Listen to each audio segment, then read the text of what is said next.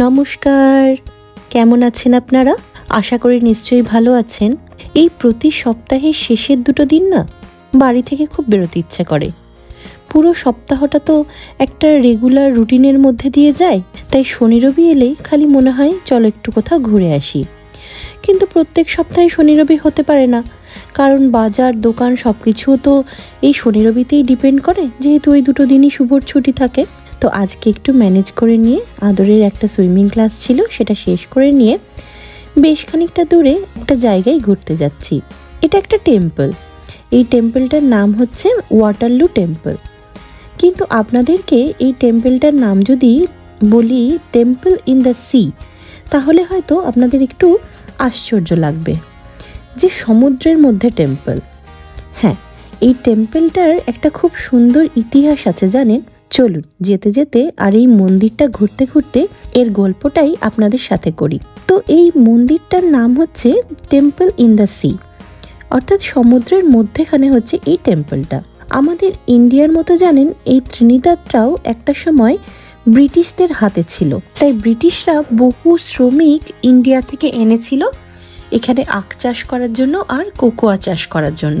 তেমনি 1919 সালে একটা ইন্ডিয়ান পুরো ফ্যামিলি এই ত্রিনিদাদে এসেছিল ব্রিটিশদের দাসত্ব করার জন্য।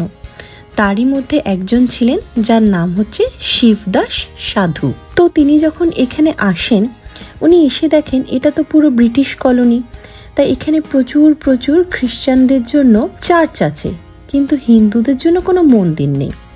তাই উনি ঠিক করলেন যে উনি একটা মন্দির বানাবেন যেখানে উনি প্রার্থনা করতে পারেন।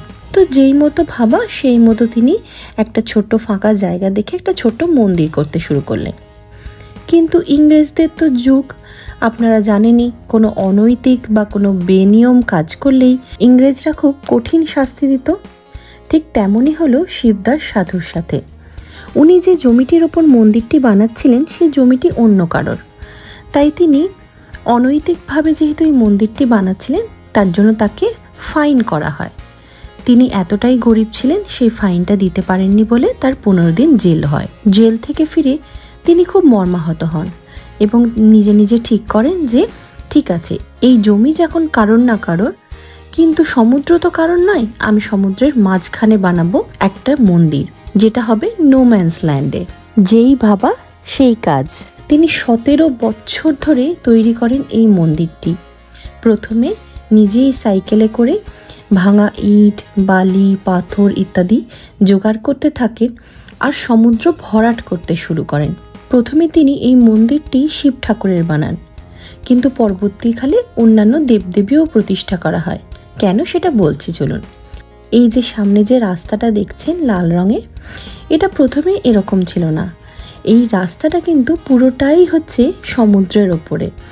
তিনি একটা কারখানা থেকে ভাঙা ভাঙা ইট, বালি, পাথর কম দামে কেনেন এবং সাইকেলে করে আর দুটো লোহার বালতি করে বইয়ে বইয়ে তিনি প্রথমে সমুদ্র ভরাট করতে শুরু করেন। কাজটা কিন্তু খুব সহজ ছিল না তার জন্য। প্রায় 17 বছর লাগে তার এই মন্দিরটা প্রতিষ্ঠা করতে।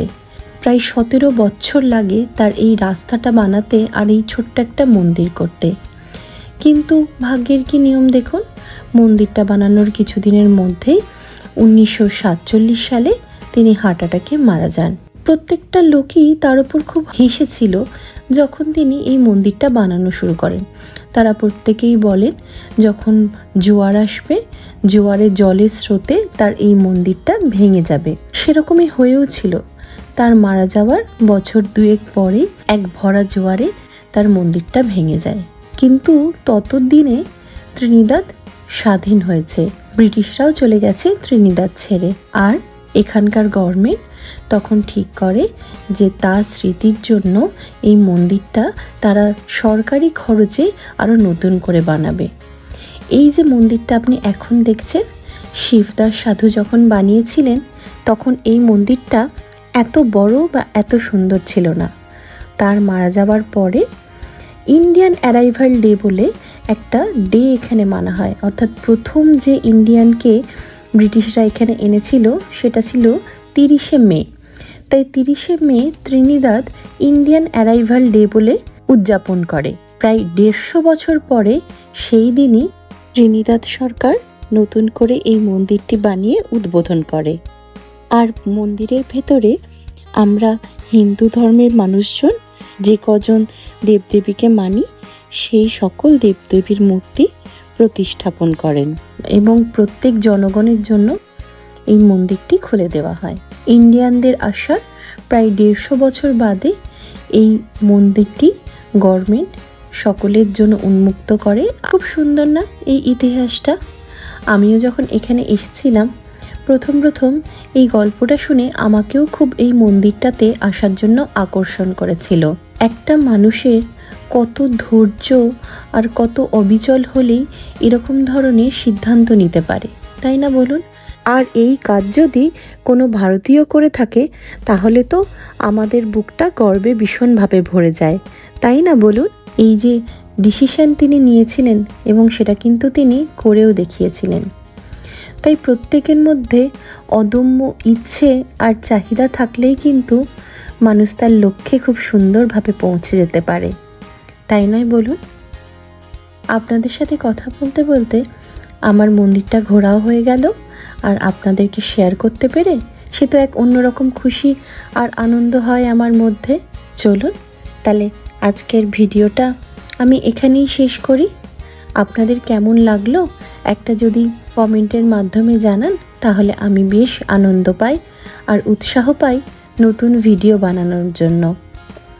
আজকের মতো আসি তাহলে।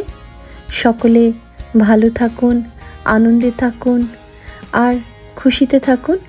খুব শীঘ্রই দেখা হবে আরেকটা নতুন ভিডিওতে।